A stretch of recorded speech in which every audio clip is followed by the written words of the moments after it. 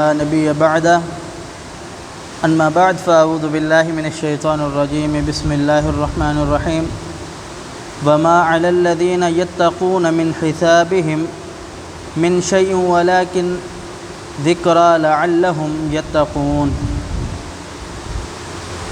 وما علی الذین،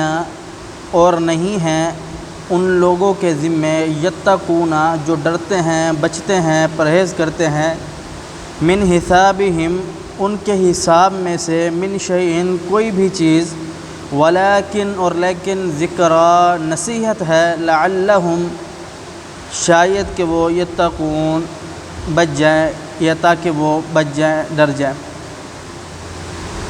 پیچھے آپ نے سماعت فرمایا کہ اللہ رب العالمین نے مشرکین مکہ کی مذمت کو بیان فرمایا، کافروں کی مذمت کو بیان فرمایا کہ وہ لوگ قرآن و حدیث کی مخالفت کرتے اور اس کا مذاق اڑاتے۔ اب یہاں اللہ رب العالمین اس بات کا ذکر بیان فرما رہا ہے کہ آپ کے ذمہ بس دعوت پہنچا دینا ہے، بھلے وہ مذاق اڑائے یا کچھ کرے،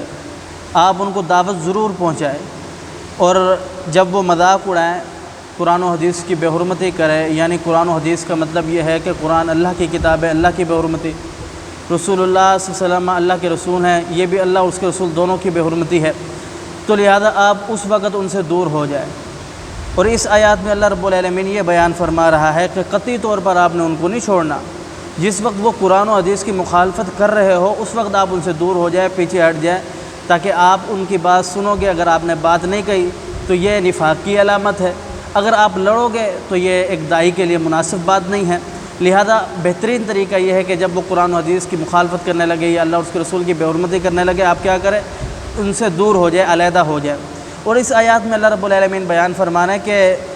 آپ کے ذمے ان کا کوئی گناہ ثواب نہیں ہے، ان کا گناہ ثواب انہی کے ذمے ہے، آپ کا کام ہے دعوت کو پہنچا دینا۔ ہاں یہ بات ضرور ہے، ولیکن ذکرا آپ کے ذمے یہ ہے کہ آپ انہیں نصیحت کرتے رہیں،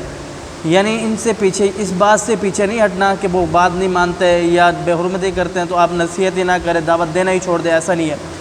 بنی اسرائیل کا ایک واقعہ ہے، مشہور واقعہ ہے، دو گروہ تھے، ایک گروہ منع کرنے والا تھا، ایک مچھلی پکڑنے والا گروہ تھا، ان کو روکنے والے میں سے دو گروہ تھے۔ ایک جو تھا وہ کہتا تھا کہ آپ مچھلیاں نہ پکڑو، یہ اللہ رب العالمین کی طرف سے ایک آزمائش ہے، اللہ رب العالمین نے منع فرمایا آپ نہیں پکڑو۔ ایک گروہ کہتا تھا کہ یہ پکڑتے ہیں، ان کا معاملہ ہے، خود سمجھدار ہیں، ان کا یہ جانے اور ان کے اعمال جانے اور اللہ رب العالمین جانے۔ تو اللہ رب العالمین نے جب ان پر عذاب نازل کیا تو ان دونوں گروہوں کو عذاب دیا، کونوا قردۃ خنازیر، بندر اور خنزیر بنا دیا،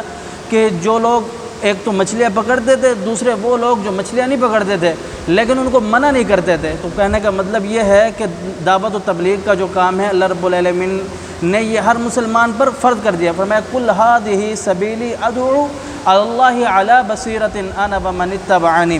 تو اس آیات میں اللہ رب العالمین نے یہ نصیحت کی ہے۔ جناب رسول اللہ صلی اللہ علیہ وسلم کی حدیث ہے، آپ علیہ الصلاۃ والسلام فرماتے ہیں کہ ابو سعید خدری رضی اللہ تعالیٰ عنہ اس روایت کے راوی ہیں، فرمایا کہ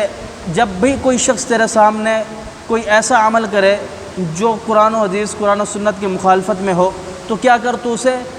ہاتھ سے روک، اگر ہاتھ سے نہیں روک سکتا، اتنا استطاعت نہیں ہے تو زبان سے اس کو ضرور روک، اگر تو اتنا بھی استطاعت نہیں رکھتا تو سب سے ایمان کا کم سے کم درجہ یہ ہے کہ اسے تو دل کے اندر ضرور برا جان۔ اللہ سمجھنے عمل کی توفیق دے۔ قولوا قولی ھذا استغفر اللہ لی ولکم ولسائر المسلمین۔